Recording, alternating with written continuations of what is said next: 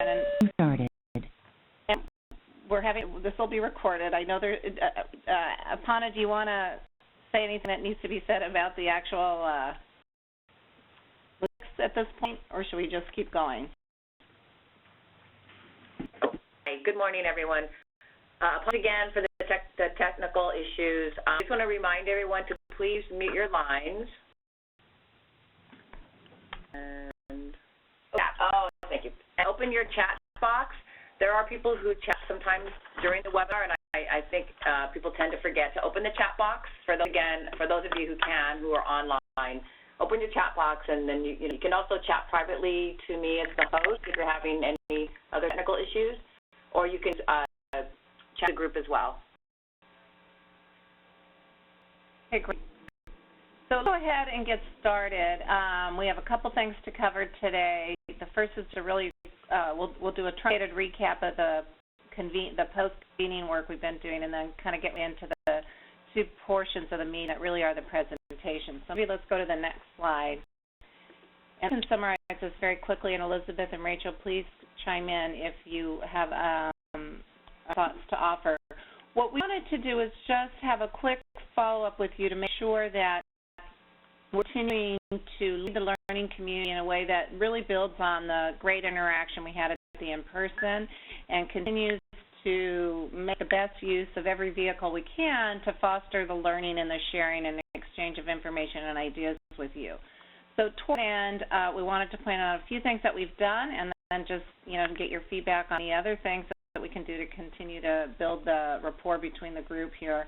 The first is that we did pull together and sent in a Word document to you the ask offer activities. So we took all the post-its, we collapsed them into these four broad categories, recognizing that in some cases, particularly within the clinical, they're very broad and include a lot of topics. But in the Word document, hopefully what you saw is that not only did we put all your asks, but which we're using, by the way, to continue to drill down on and think about how we can customize some work with you. And today, actually, Elizabeth has pulled together a presentation that I think addresses a number of the items raised in the clinical ask. But we've also contained that document for you under the offers, the names, to the extent we knew them, had them, and could read everything, the partnerships that people were with who said they had something back to offer in a particular content area. So for each of those four broad categories, clinical, building and enhancing collaborations, policy, and data sharing management, you should be able to see there within your colleagues, within the cohort of grantees, who has expertise in a particular area within those categories, who might be available to assist you or your partnership in any one of those topics. So we would really encourage you to call upon your colleagues, and if you would like my help or Elizabeth's help in facilitating that, we're more than happy to do that. The thing that we did, and hopefully you saw when we sent out the email for this webinar reminding you of it, we also embedded in that email a number of resources and links to documents that we've posted on the website.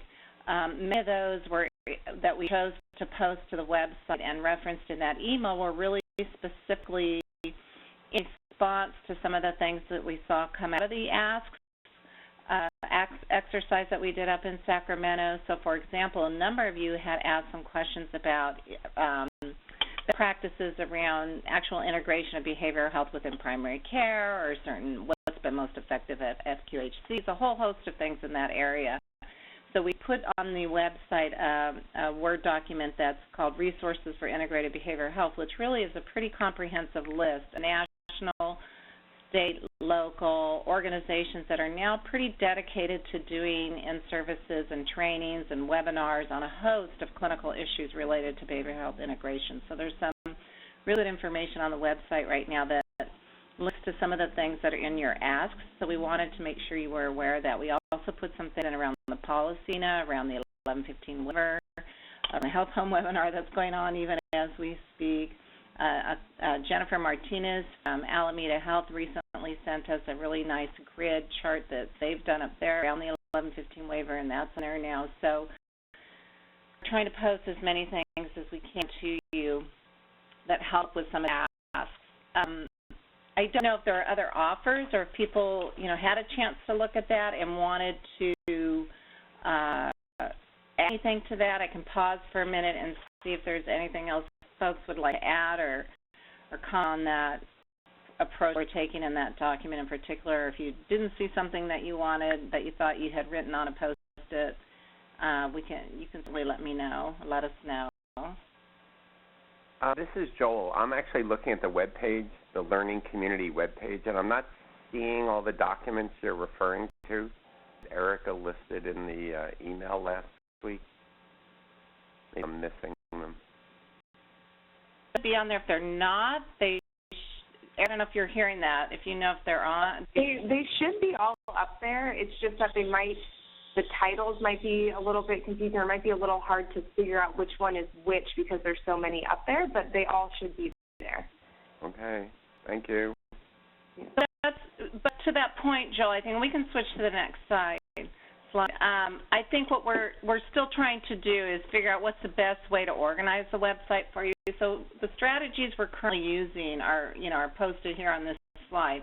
For those of you hopefully are following along, this says post-convening follow-up. Our current form really is to use the learning community webinars and then the surveys we do afterwards to kind of keep the information flow going back and forth to hear what you need and customize what we're doing with you based on that. Our website that we built on that with the help of Blue Shield is as Erica said, we're going to look at that to see what's the best way to organize it, but right now that is where we're posting everything. We try to let you know via email correspondence when there's some significant volume of stuff we're posting on there, so but give us your feedback and thoughts on that and ways to improve that. And then the other piece of work we're really trying to make sure we continue is the sort of building connections piece that I talked about. So we're available for one-on-one, offline, Elizabeth and I, and again, we really want to encourage the peer network and sharing. And then, the in-person convening, of course, is a really good way of doing that, and we hope to do another. But, future opportunities and suggestions you have, we'd really love to hear them. I want to thank you all. We got a lot of really good feedback in the surveys that you completed from the in-person. So some of what we're going to be working on and what we've already, will do and continue to do is really respond to that. But a lot of the themes that came out of that were really around continuing to help us build networks, the things that are right here on this page. So I think we, really need to do on this, unless anybody wants to share anything that, the one piece we wondered is if anybody went back to their collaboratives and did any work with your group around your evaluation findings, if you wanted to share any of that, or if anything's happening on Julie's lay work.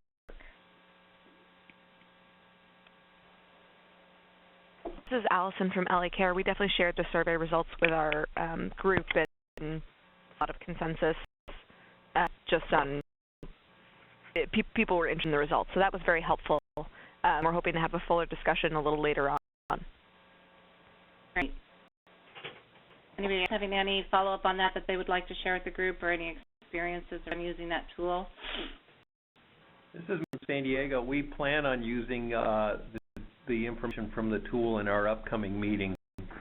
We found it really interesting and a great way to kind of compare ourselves to the population at large.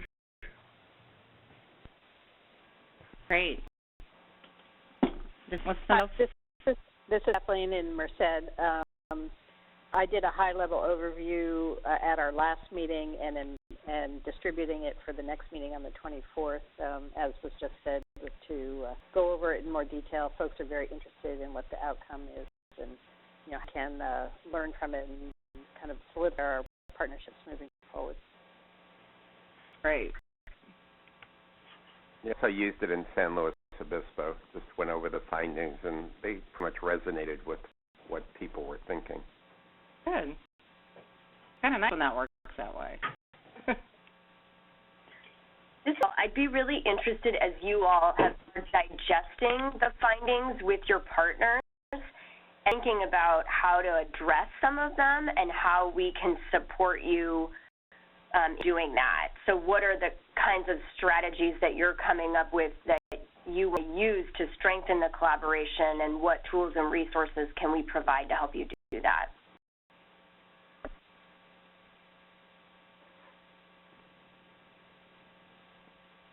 Your thoughts or comments on sort of what's supposed to mean? Okay, great. Why don't we go ahead then, and as I mentioned, I'm going to turn it over to Elizabeth, because one of the themes that came out a lot in the ask was some issues around some of the things in clinical integration, and she's put together a bit of a presentation today to address some of that. So, Elizabeth? Hi, Eddie. I just wanted to say how nice it was to see people's names pop up, and I have faces to go with people's names now. So it's really, it's like a really different experience, I feel like, of doing a webinar when I feel like I know your faces. So that's really nice. I hope others are having that experience too and seeing people's names. So I was going to talk a little bit about patient experience and the intersection between patient experience and behavioral health integration. And then before we end, more specifically between patient experience, behavioral health integration, and community collaboration around these things.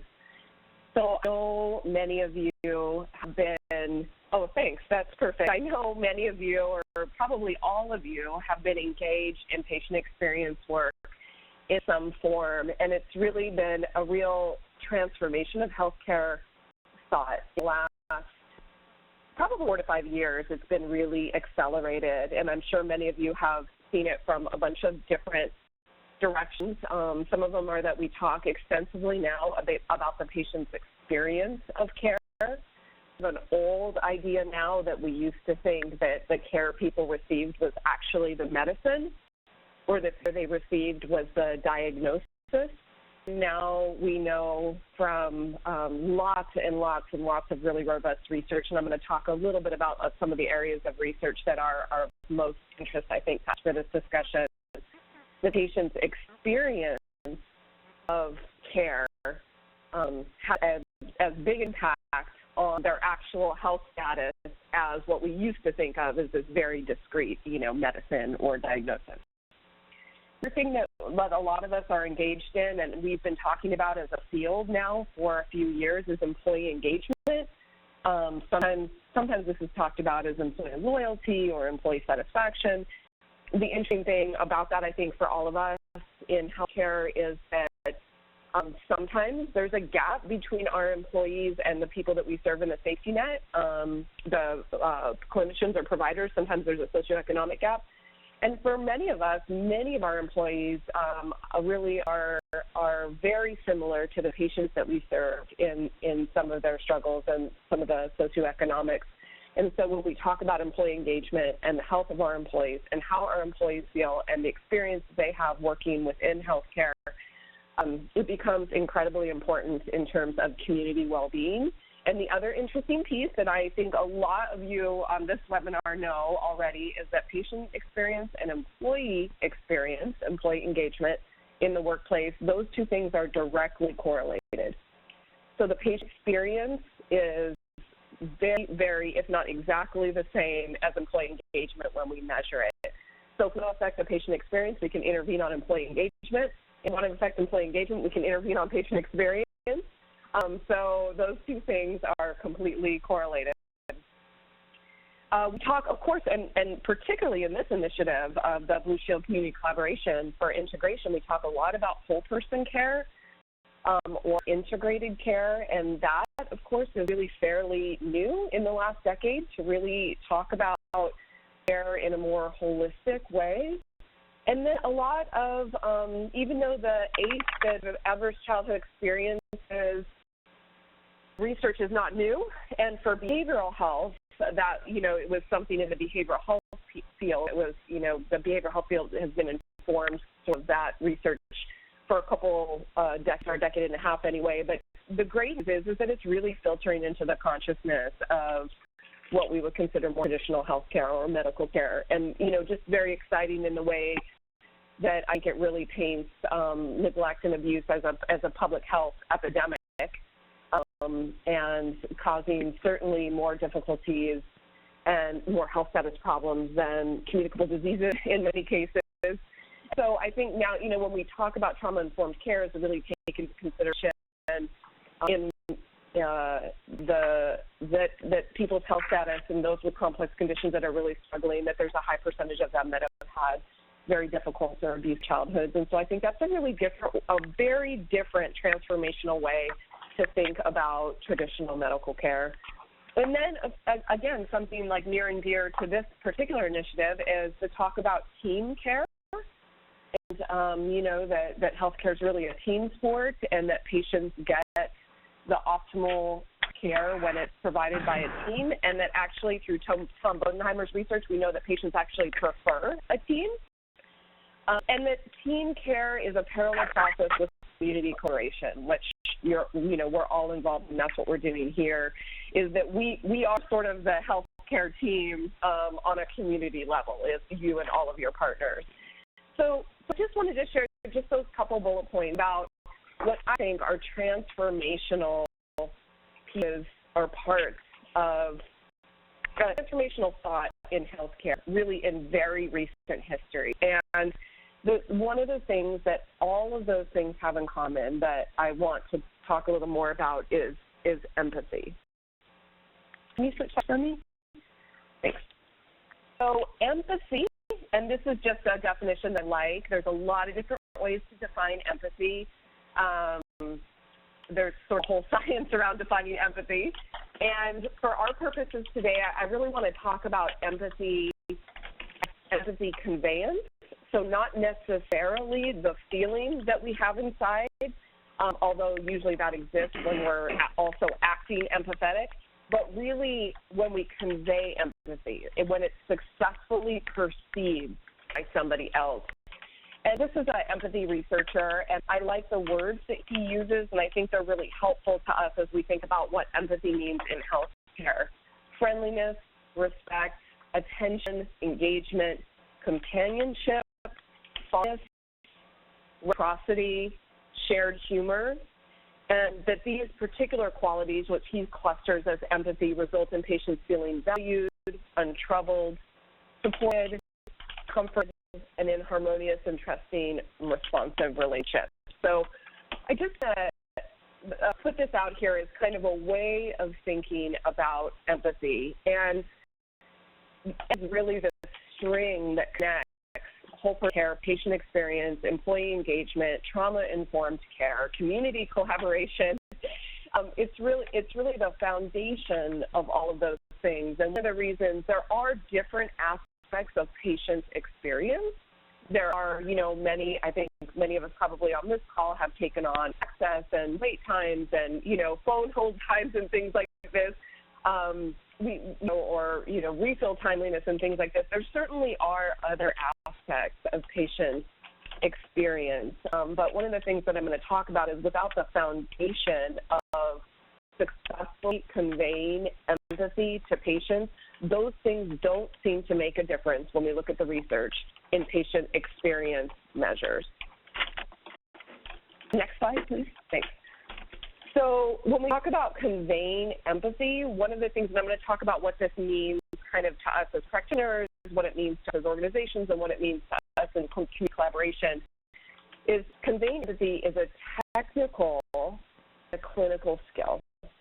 So it is really not the soft, the squishing, although it certainly is, well, I guess I should say it is soft in a way. I mean, it's sort of, there's something almost like spiritual about it in terms of all spiritual traditions sort of have this call to care for others and to thinking of others as our brothers and our sisters. And so there is something almost, spiritual about it. For our purposes here, really what I want to do is just really hit the point home that it is a technical and a clinical skill, and that it can be learned. There's lots and lots of data around that.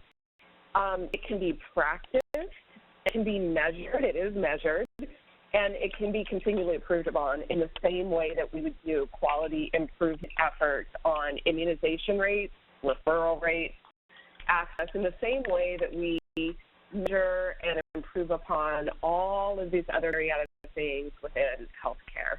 And actually, just to separate for a minute, there's lots and lots of research about helping people feel empathy. That's a very particular field, and I think there's, I know Em's on the phone, I know there's other behavioral health people on the phone. In the behavioral health field, there's sort of a whole training around how to activate empathy when our empathy is low.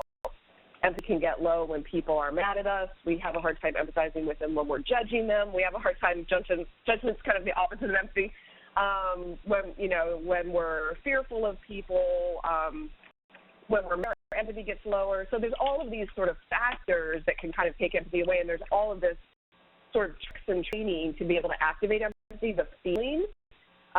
There's a much larger field, I would say, particularly in healthcare, around not necessarily focusing on the feeling, but focusing on conveying empathy. And I'll tell you why. Go to the next slide.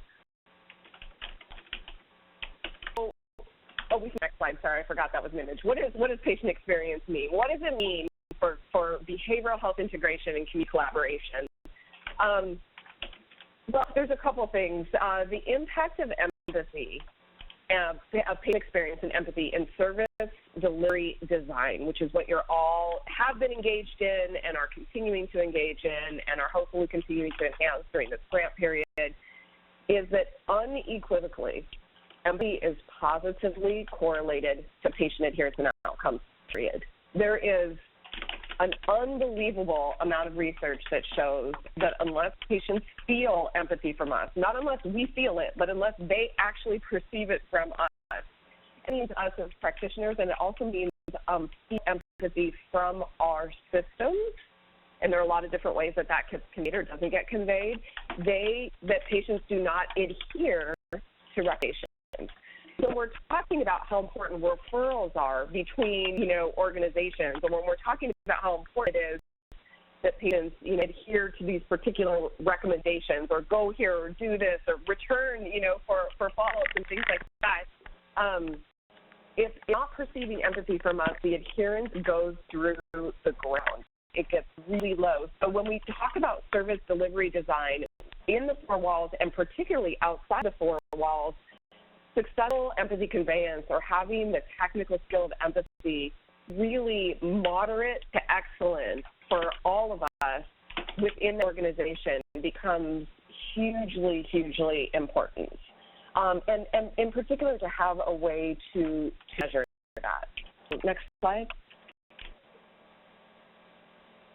So when we talk about the empathy between organization and an individual, between an individual provider and a patient, this is a parallel process. So one of the reasons that employee engagement and patient experience are so closely related in such an interesting way is that our employees will never treat patients better than they're treated at work.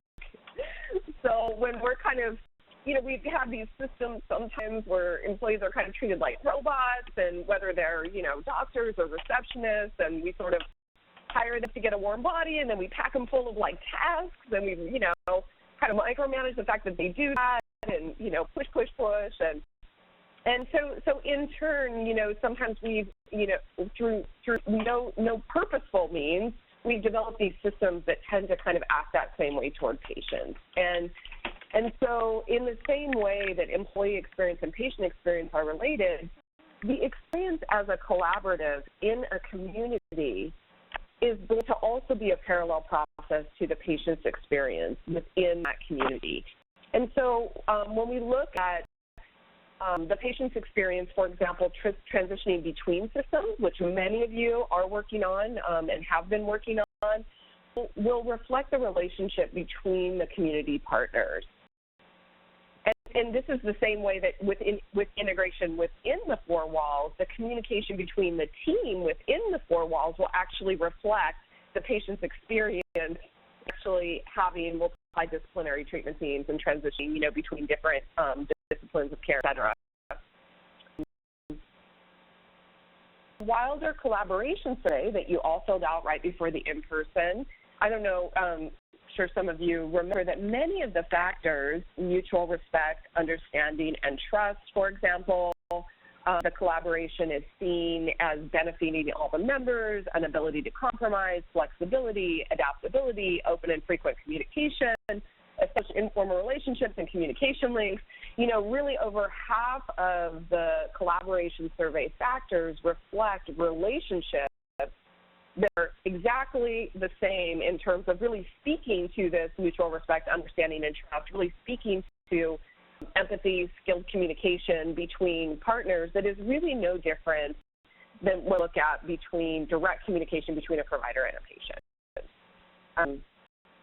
So I just want to go back to one thing about when Mary was talking about the asks and offers, we were very, very struck by the number of asks that were clinical integration, and it just really hit home that clinical integration, you know, within the four walls, with substance use, with between community partners, that community integration, that is really very much the calculus of, still remains kind of the calculus of healthcare in many ways. And what we're talking about right here is skilled communication that successfully conveys empathy is really underlies the success of any attempts towards integration. And I'll tell you something really interesting. I just emailed this to Rachel and Mary the other day because I was so struck by it. You know, I said there's tons and tons and tons of research on empathy affecting patient outcomes. But, you know, just in terms of how many of you had asks around integrating substance abuse treatment, either the four walls of one of your organizations or certainly within your community collaborations between organizations to have better integration for substance abuse. And it reminded me that one of the most recent studies that Rolenick and Miller of motivational interviewing did was this very, very large-scale study that showed when helping professionals convey judgment, which remember is the opposite of empathy, when they convey judgment to someone who has a problem with drinking, that person drinks more. So really specifically, harm is done. Harm is done, right? When somebody has very poor at conveying empathy, that person actually begins drinking more. So when I think about integration of substance abuse, which is incredibly important when we think about data sharing and when we think about, you know, disciplines and workforce and things, all of those things are really important, and they're kind of all for naught if we can't sort of get this piece. And I think many of us, I know myself, I've worked in systems or worked in particular clinics or worked in particular organizations where all the right disciplines are in there. Like we sort of have multidisciplinary, and really the experience of care that the patient receives is really suboptimal, and it's really around the communication skills of the practitioners at the table. So, okay, let's go to the next slide. So just some thoughts that I want to throw out, and Rachel is going to be talking for she's in the last 30 minutes, a discussion with you all about kind of the next steps and looking forward at the next granting period. So I just wanted to throw out community collaboration and patient experience and some just general thoughts about what this looks like as a community to collaborate around patient experience. And one of the things just for consideration is that as we talk about universal outcome measures, for example, for patients, or universal health status measurements that we can all sort of get behind as a community, to really consider universal patient experience measures for a couple reasons. We all, of course, the goal of all of this is to help patients. And patient experience measures are, as we talked about, proxy measures for patient outcomes. So if we're really looking to get to better health outcomes, we can certainly pick A1Cs, we can pick depression scores, and all of those things are great. Measurement can be super beneficial, in all sorts of different realms. This particular piece about measuring the patient experience, particularly across organizations in a community, a universal patient experience measure, I think really has the benefit of all of the partners being able to transparently share their patient experience scores and create a learning community within the collaborative about talking about this, and we're talking about this. And for example, the next bullet, to look at collaboratively setting patient experience goals. So what is the goal around the patient experience? Once we have measurements, then what's the goal we're shooting for? And then really approach it with a treat to target, which is, that clinical term that we treat to the target. Where do we want to get to, and what are the interventions that we're going towards? And how can we do that collaboratively? And really, the benefit of, as a community collaboration, is taking on patient experience is the sharing of resources for patient experience, the sharing of resources and having a learning community around it. So for quality improvement efforts, such as training initiatives. So because skilled communication is the way primarily that empathy gets conveyed to patients, training initiatives that are embedded that really target training, coaching, and improvement of communication skills of providers, of staff, particularly receptionists, which have a huge impact on patient experience.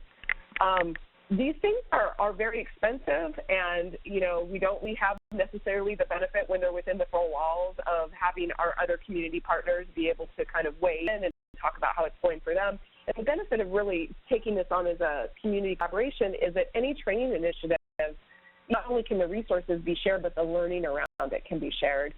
I put employee wellness strategies because, remember, anything that we do that improves the employee experience in our health provider organizations then also has an impact on the patient's experience. These things ideally are shared across organizations. We can share measurement techniques, meaning data collection techniques, and then larger community wellness interventions that are owned not by one organization necessarily, but are owned by the partners, by the community in many ways. Then it's an opportunity to really get creative with those things. Those are just some thoughts about community collaboration for patient experience. Okay, let's go to the last slide. Just wanted to share these briefly, and then I'm going to stop and ask for some feedback or discussion. These are some resources that I just wanted to talk about for a minute. There's lots and lots of resources on patient experience, and even more specifically on skilled communication for all different disciplines and employee types. And all of those, of course, are based in successful empathy conveyance, including motivational interviewing, which is probably the most studied and well-researched kind of the gold standard, for communication, which is an empathy-based technique. The Center of Care Innovations, I know most of you know CCI, with Blue Shield funding, which is really, really great. It's just other great work that Blue Shield is doing, has done an Advancing Communication Excellence Initiative. And this is the website. Of course, we'd like to, it's like I said, Blue Shield's funding it, and they're happy to share these resources. It's an open web page. And it's a really interesting initiative very specifically around communication excellence that is really focused around empathy conveyance. On this particular page, I think definitely many of your organizations within your collaborative, I know, have an overlap into this particular initiative. There's lots and lots and lots and lots of research on there for all of you who are thought leaders in your organization, and sometimes that can be helpful to kind of sway opinion or galvanize leadership support for this sort of thing. There's really great work by the Sullivan-Llewellyn Group, who do what I would consider really great empathy-based customer service work and how to measure that in your organization. And then Wendy Leboff, many of you might know her. She does great work. She's written a bunch of books specifically on empathy conveyance in healthcare from all levels of employees and from the organization, and then also how to measure it, how to improve it. And then many of you, I think, know already the Institute for Healthcare Communication. There's a lot of the grantees on the call I know have worked with the Institute for Healthcare Communication before. Their entire mission is really around empathy-based curriculums and improving communication in healthcare in order to improve patient outcomes. And they have a great website with open annotated bibliographies and tools and things like that, so I wanted to include that as well. So I'm going to stop there, and what I would do is just ask for any on the call, if there are things, and as I know a few of you, who certainly do have things that you've been doing around patient experience, particularly in this area of skilled communication. And really, ideally, it would be great if there was anything that you were doing that was collaborative with, multiple organizations that you would love to share about.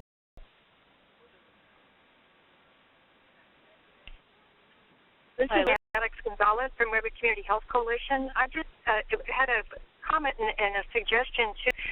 I think your presentation was excellent, with very good evidence why this is so important.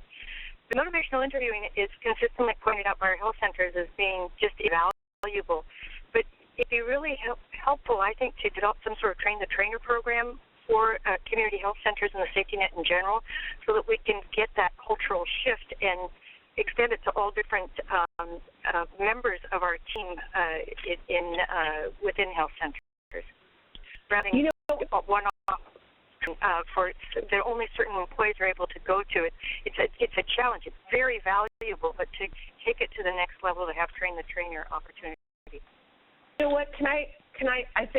Thank you so much for that comment. And I have to just tell you, just personally, that I'm on my way today to San Francisco to motivational interviewing training Thursday and Friday for San Francisco Health Plan members.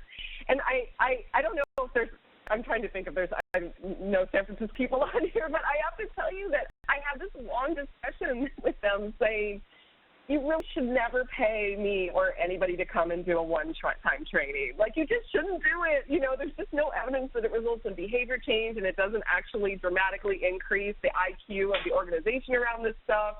And so I could not agree with you more. And I have to tell you that the Institute for Healthcare Communication does train the trainer for motivational interviewing curriculum, so that they are, you can pick your best and brightest, your thought leaders, your opinion leaders, your enthusiasts, and have them in your health centers doing trainings as often as they want and doing coaching. And actually, I know San Diego has utilized this model. I don't know if somebody from there wants to jump in, but I couldn't agree with you more. Hi, Elizabeth. This is Luella from Alita. Hi. Could you mention that group again that you said does the trainer on motivational interviewing? That sounds excellent. And then also I wanted to make a comment just that I've been struggling with how best to do reduction with our providers, and I think we're thinking what you presented might be a good framework to really just focus communication skills, not necessarily lead with our desire to reduce stigma, which I think can be off-putting too soon. I'd be interested in your thoughts on that. Yeah. Let me make sure I understood what you were saying. Well, first of all, I just want to tell you that on the slide that's just previous to this one, it's the Institute for Healthcare Communication that does a train the trainers model. So they're there. And to say, because I was really self-conscious about this when I asked Mary about it, because I'm actually a trainer for them. I'm not an employee. They have a lot of contract trainers. So I feel like I just have to say that. But there's no self-interest in it, I promise, because they have tons and tons of trainers. But I know that there are a lot of health centers in California who have utilized them for many different curriculums, and all of them empathy-based communication curriculums. And so offline, I can also direct you to some of those organizations that have used them, so you can hear about their experience and how it's gone for them. The second part, I just want to make sure I understood what you were saying. It sounded like you were saying that this particular framework around communication skills and empathy might be a doorway in to talk to employees, providers, et cetera, around stigma reduction. It might be a friendlier way to start talking with them about that. Is that right? Yeah, that's what we were thinking. It's just there's just been resistance, and I think it's just been difficult for us to figure out a way to present it where people are open. It's some of what we've experienced around cultural competency discussions. Yes, and you know what?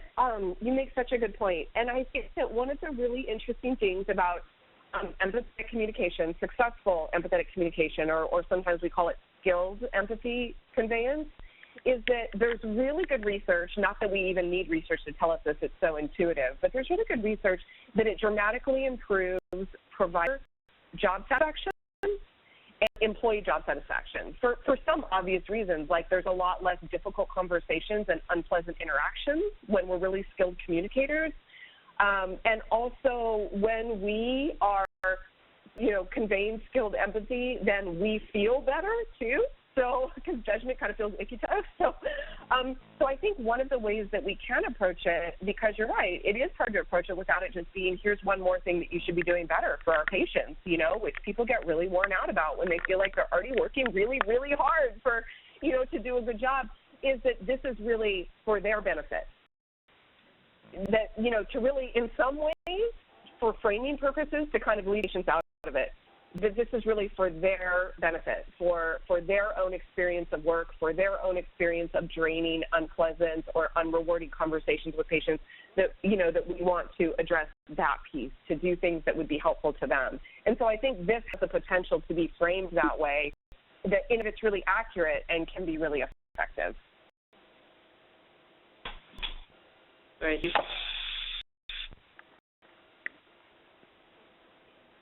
Just a couple more minutes. Was there anybody else who wanted to share anything, either that they're doing or comments? Or Elizabeth, this is Esther.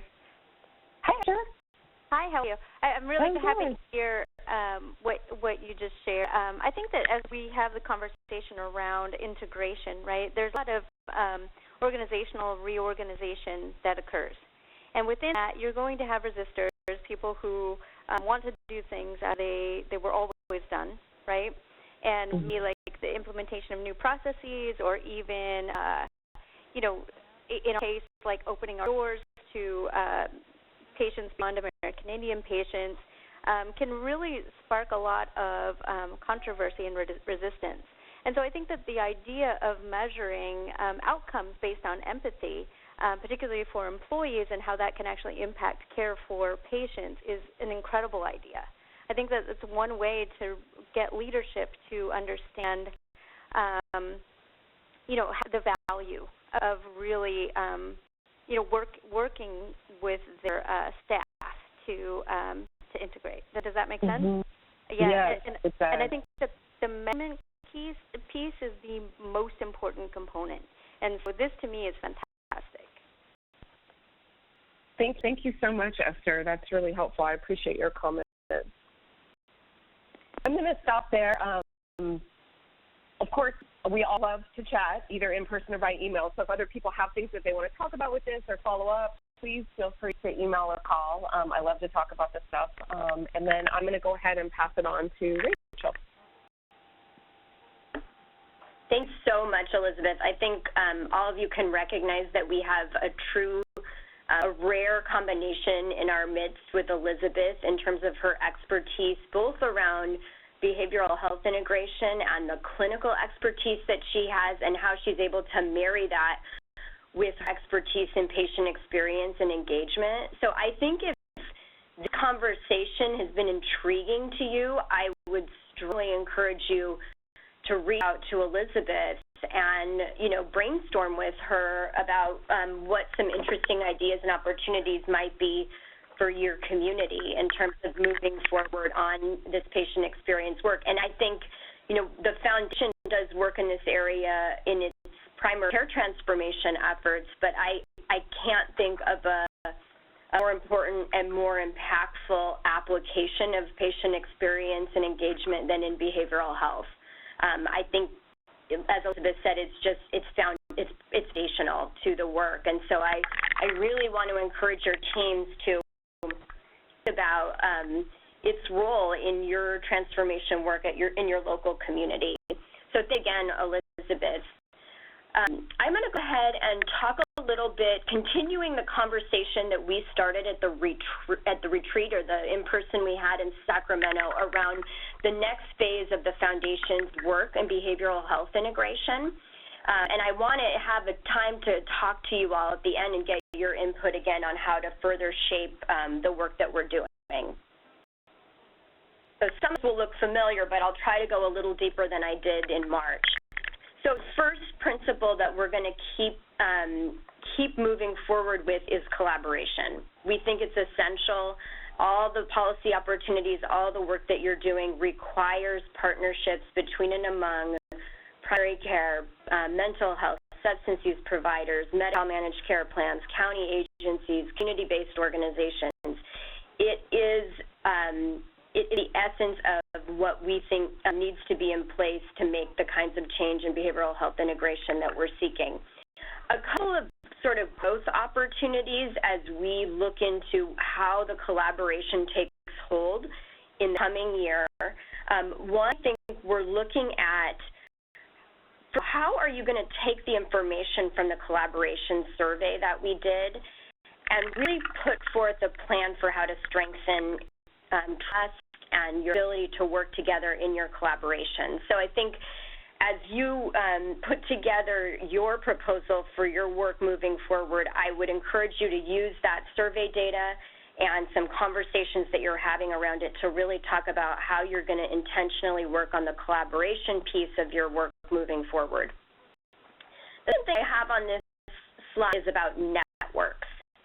And I think what we're beginning to see and understand, in part from listening to you, is that collaboration is not a static concept and structure. We definitely see, as this slide says, there's a core of folks who begin to know each other and trust each other and drive change. At the same time, as many of you have said, there's other things going on in your community. Maybe they're not rooted in your particular collaboration, but they're happening.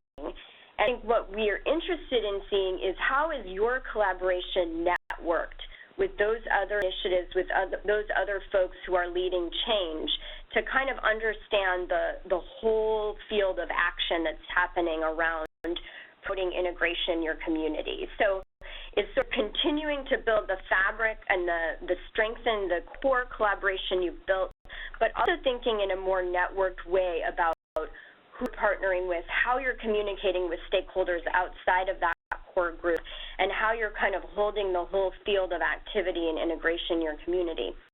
The same thing I have on here, again, the slide, the health neighborhood slide from Los Angeles. So I'm going to be interested in finding out how your collaboration is looking to build and kind of grow its connections with other entities in the community, whether they be other nonprofits or community-based organizations, faith communities, because we understand how critical the clinical integration side is. We know that what happens in communities is key to behavioral health outcomes and change, and so to the extent that you see opportunities to grow your partnerships and bring in new folks, we will be looking at that and encouraging that.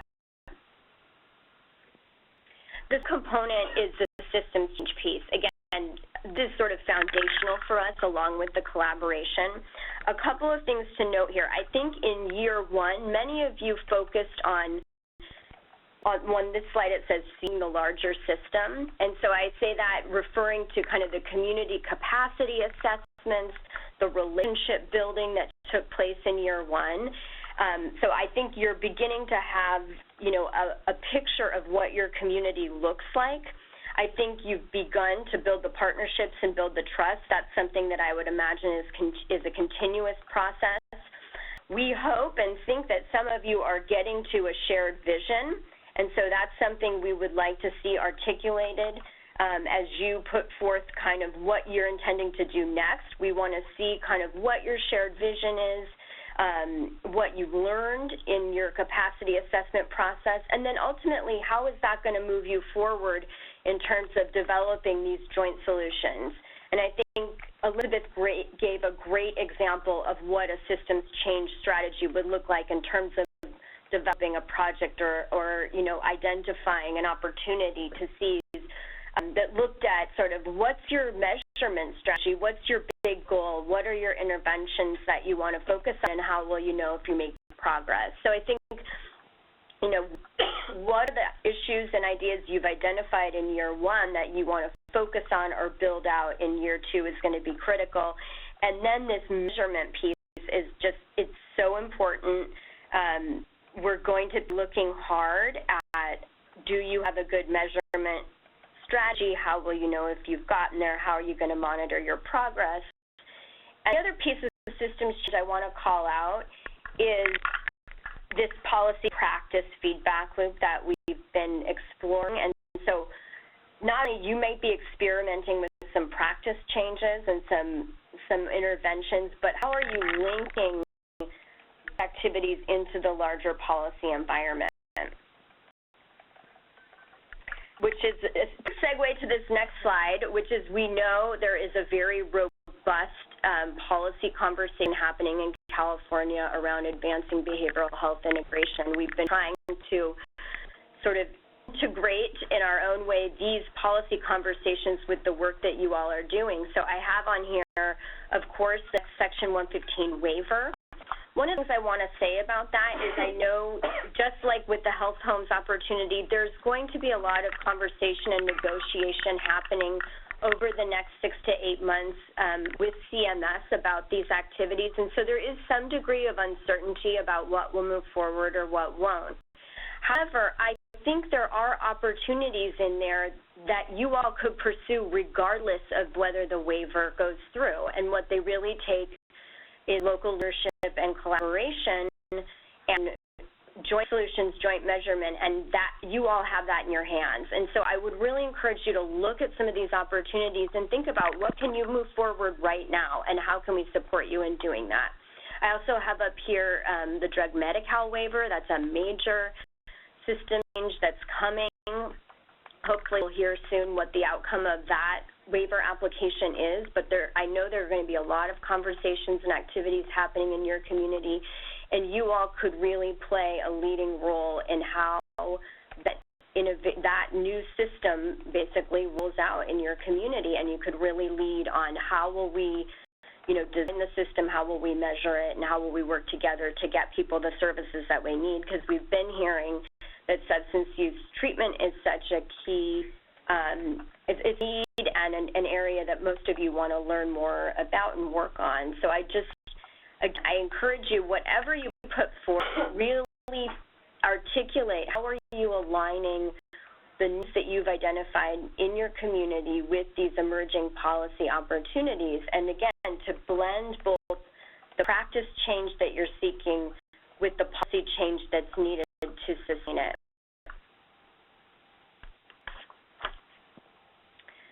And finally, I've said this, I think I've hammered this point home, but the whole issue of impact and tracking our progress, how are we going to measure systems change? And this might be an area that we will want to focus on more as we develop the learning community and how we can support you. I think there's a lot of measurement conversation happening in the policy realm, and we'll want to make sure that we're aligning and shaping, how those system measurements are developing. But I think this is going to be key for you to really articulate how you're going to track your progress. Setting what works, I think some of you have taken on very discrete, focused projects through your first year of funding, and I think you're learning a lot that we have the opportunity to share with this community, and you have the opportunity to share in your own community with others and really to spread something that works. And that might be another direction that you're considering. And then again, how will we kind of link what's working into the practice and policy environment locally and at the state level? And finally, just to reiterate the importance of advancing equity. I had on the earlier slide the state mental health disparities plan. California's diversity requires, I think, just like the patient experience conversation, we're not going to be successful if we don't have intention around disparities, responsiveness, and strategies that will reach diverse communities and ensure that they're getting access to services that are relevant to their needs and their communities. So I just want to put a plug in, sure that you're thinking out and addressing the issue of equity and disparities as you look ahead in your work. I think just some of the nuts and bolts, parameters, and timeline. as I noted, we decided to delay the grant round really by 3 months from our original timeline. And as I articulated in the email, part of this was I felt like both your teams and our team could benefit from an extra time to really think and be strategic about how we want to move the work forward. And so I hope that we'll be able to provide you enough time to do thoughtful planning and decision-making in your collaboratives about next steps. They will 12-month grants. We will continue to have lead agency who would be basically the recipient of the funding. I really encourage your teams to think about whether the lead agency that you have is the right one to move you into the next phase.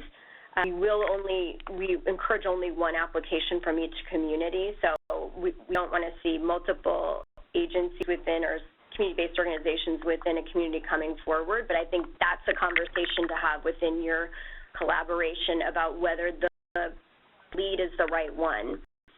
I also think you should take a look at how you've staffed the collaborative and how you've developed kind of decision-making roles and responsibility structures within your collaborative. I think that's going to be something that we'll look closely at during the due diligence process. So how does the person that you have engaged or want to engage in the future really have the kinds of skills that we think are needed to move your collaboration into its next phase of work? Into grant amount, I don't have a concrete figure for you. Obviously, we'll put that in the request for applications when we release it. I think it's not going to be a one-size-fits-all strategy from the foundation, so a lot of this will depend on how you choose to approach this next phase of work, how multidimensional it is, how robust your approach and measurement approaches are. So a lot of it will be kind of dependent, and we'll look hard at what you're proposing to do and kind of how we see the grant amount aligning with your proposed activities. I do think in-kind is going to be an important thing for you to articulate, because a lot of collaborative changes require, I think where you could be spending funds, and I'll go back to Elizabeth's example, things like training, developing data systems, and other projects that are going to support collaborative action and capacity building and measurement. I think a portion of the funds, you'll want to think about how you're going to support just the function of your collaboration, the nuts and bolts of getting together and communicating with stakeholders. But I think there's also just a huge opportunity for you all for everyone in your collaboration to kind of lead from where they sit, to go to their organizations and implement changes. And so I would encourage you to think about, what are the resources you need from the foundation? What are the resources that exist in your own community? And maybe there are other resources that you are able to pull into this process and leverage for other foundations, from government, from some of the policy opportunities from your health plan. So really think about where you want to choose to focus the foundation's resources in the context of other resources that exist in your community. And then it is going to be a competitive process, so I guarantee that everyone who has been funded before will be funded again. There are going to be a few additional groups who will be invited to apply, and so developing strong proposals and strong action plans is really, really critical. And it is competitive, so I think that's important for you to know going in. And then given kind of a rough timeline, we're developing the guidelines now. We hope to get them out toward the end of the month or early May. We want to give you significant time. We're really hoping for 2 months to develop your proposal. I hope many of you are already thinking about what the next phase of your work will look like, and sketching that out. July and August we'll be doing due diligence calls and site visits, and September recommendations will go to our board, and then the official probably grant start date will be October 1st. I'm going to stop there and open it up for questions.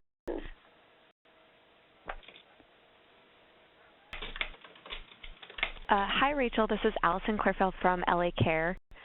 Just one thing that you talked about during the in-person session was thinking about whether it would be better to do sort of shared measures or shared goals across the project versus the first year had sort of a, everybody says this is what I think I need in my community. Do you have any more information on that? Allison, I think that's a really interesting point. So one of the things we're thinking about is we want to continue to give some flexibility to local communities in terms of what they're choosing to focus efforts on. So what I'm thinking we'll do is once I receive the proposals and we begin to call some of the key thematic areas that people want to focus on. So for example, if folks want to do significant work on substance use integration, maybe what we'll do is tailor a smaller cohort for those teams to really develop shared measurement approaches and support you in doing that versus pick one area for everyone to focus on. So I think we'll sort of see where people want to focus their energy and try to really create smaller learning nodes based on those areas of work, and then probably go deep on the measurement once we understand the approach that folks are going to take. Does that make sense? Yes, that does. Thanks. I'll say about the measurement, though, and what we want to do is look closely at, there's a lot of measurement discussion happening in the waiver, in the SUDS waiver. I'm sure there will be in Health Home 2703. So I think we want to really look at what's being proposed and looked at for measures in all of those policy initiatives and make sure that we're thinking about alignment.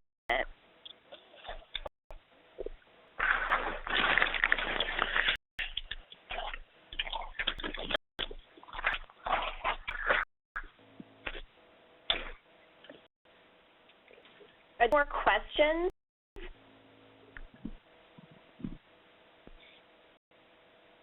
I just want to invite, if anyone wants to share just sort of what they're thinking about, whether it's what you're learning through your community capacity assessment or, some of the areas that your community is thinking about focusing on moving forward. If you want to share that and generate some discussion, we have a few minutes left.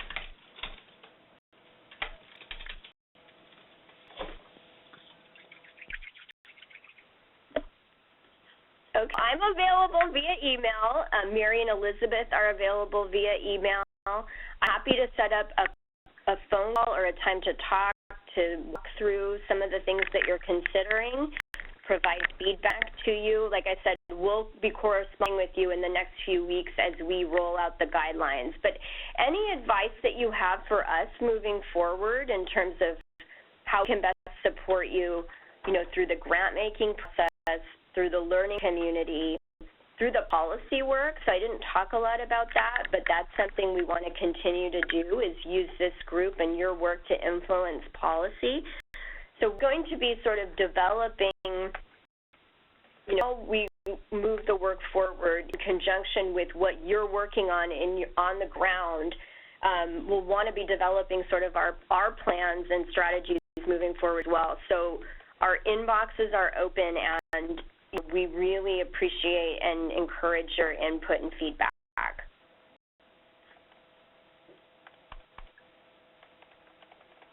Okay. Mary, is there anything you want to add? This is Mary. Can you hear me? Yep. Okay. I just wanted to reiterate what you said, Rachel. They're available to assist, and so please take us up on that. We do have a slide, I think, that talks about the next couple dates coming up. I just want to mention two things. There is a webinar that I believe you'll be getting information specifically from you, right, Blue Shield, about this, but it's going to focus on the work that Blue Shield has done with Langer Research and Associates and focus specifically on the behavioral health portion portion of the statewide survey they did, so we'll be involved in that. That's May 13th. We don't have a formal learning community call set up for May, but I would encourage as many of you as possible to participate in that, because I think the information that will be presented on that call is specific to behavioral health integration and how it's perceived by patients in low-income communities in California, so it should be really interesting. And then our next call is scheduled for June 29th. And we have some thoughts and ideas about what we'd like to do on that. One in particular that came up a lot in the ask was around data sharing and measurement. And I know 3 of our grantees have been working very closely with Manette Health Solutions, who's in the process of writing up their findings and doing a paper on behalf of the California Healthcare Foundation. So perhaps that might be a topic that we could do. But please share with us in this survey that we'll be sending out about this call what you would like to hear next call. And it's in June. And thank you for all your hard work. And sorry about the technical difficulties starting up. Now, Elizabeth, on your end?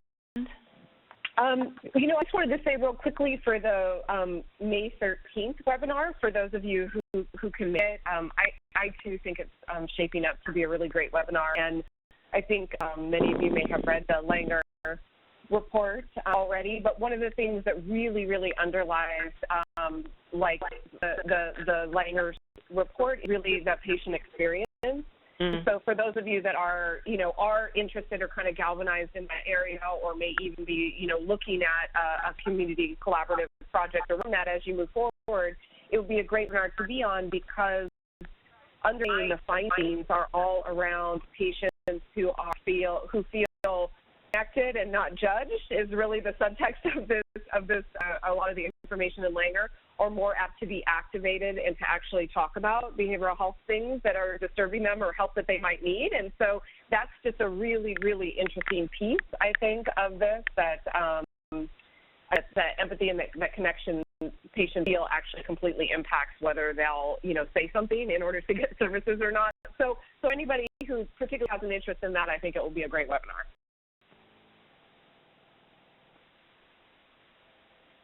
So no other comments or questions, I think we can conclude. Thank you, everybody. All right, thanks so much, everybody. Have a great couple weeks. Take care.